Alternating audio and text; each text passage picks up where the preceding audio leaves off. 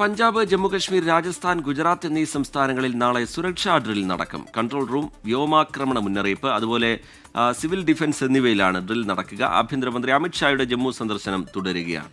ഇന്ന് പൂഞ്ചിൽ പാകിസ്ഥാൻ ഷെല്ലാക്രമണത്തിൽ തകർന്ന ഗുരുദ്വാര സന്ദർശിക്കും. ബൽറാം നെടുങ്ങാടി ചേരുന്നുണ്ട് ഡൽഹിയിൽ നിന്ന് വിവരങ്ങളുമായി. Balram, good morning. പറയൂ ബൽറാം, വിവരങ്ങൾ. Very good morning Smitha, Rejith.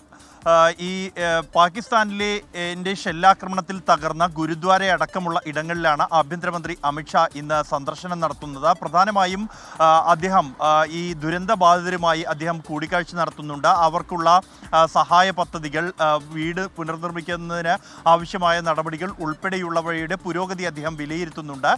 കഴിഞ്ഞ ദിവസം ആഭ്യന്തരമന്ത്രിയുടെ നേതൃത്വത്തിൽ ഒരു സുരക്ഷാ അവലോകന യോഗം ജമ്മുവിൽ ചേർന്നിരുന്നു.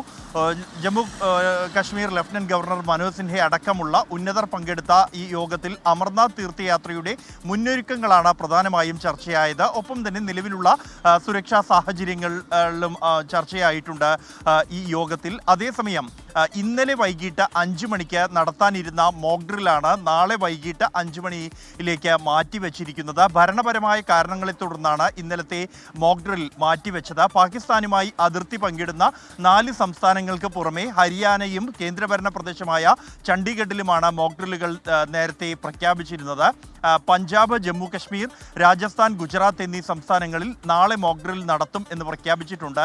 അതേസമയം ഹരിയാന, ചണ്ഡീഗഡ് എന്നിവിടങ്ങളിലെ മോക്ക് ഡ്രില്ലിൻ്റെ സമയം ഇതുവരെയും പ്രഖ്യാപിച്ചിട്ടില്ല. നാളെ വൈകിട്ട് 5 മണിക്ക് തന്നെ ഇവിടങ്ങളിലും നടക്കും എന്നാണ് നിലവിൽ ലഭിക്കുന്ന സൂചന. പ്രധാനമായും കൺട്രോൾ റൂം, ഒപ്പം തന്നെ വ്യോമാക്രമണ മുന്നറിയിപ്പുണ്ടായാൽ പെരുമാറേണ്ടത് ഏത് തരത്തിൽ, കൂടാതെ സിവിൽ ഡിഫൻസ് എന്നീ 3 വിഭാഗങ്ങളിലായിരിക്കും ഈ മോക്ക് ഡ്രില്ലുകൾ നടക്കുക. ഇതോടൊപ്പം തന്നെ നിർണായകമായ ഒരു കാര്യം എന്നുള്ളത് എല്ലാ മാസവും ഇത്തരത്തിൽ ഈ അതിർത്തി പങ്കിടുന്ന സംസ്ഥാനങ്ങളുടെ ആ ജില്ലകളിൽ, അതിർത്തി പങ്കിടുന്ന, അതിർത്തിയോട് ചേർന്ന് കിടക്കുന്ന ജില്ലകളിൽ ഇത്തരത്തിലുള്ള മോക്ക് ഡ്രില്ലുകൾ നടത്താനുള്ള തീരുമാനവും എടുത്തിട്ടുണ്ട്.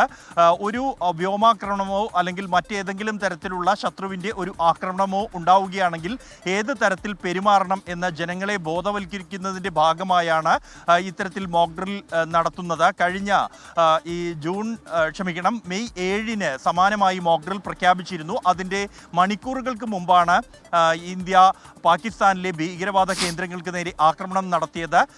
തുടർന്ന് പാകിസ്ഥാൻ്റെ ഭാഗത്തു നിന്നും ഇന്ത്യയുടെ ജനവാസ മേഖലകൾക്ക് നേരെ ആക്രമണം നടത്തിയ ഘട്ടത്തിൽ ഇത്തരത്തിലുള്ള മോക്ക് ഡ്രില്ലുകൾ ഏറെ ഗുണം ചെയ്തു എന്നാണ് വിലയിരുത്തപ്പെടുന്നത്. ഇത് കൂടുതൽ പരിശീലനം ജനങ്ങൾക്ക് നൽകാൻ വേണ്ടിയാണ് മോക്ക് ഡ്രിൽ എല്ലാ മാസവും നടത്താനുള്ള തീരുമാനമെടുത്തിരിക്കുന്നത്. 4 അതിർത്തി സംസ്ഥാനങ്ങളിലാണ് നാളെ സുരക്ഷാ മോക്ക് ഡ്രിൽ നടക്കുക. ബൽറാം നെടുങ്ങാടിയാണ് വിവരങ്ങളുമായി ചേർന്നത്.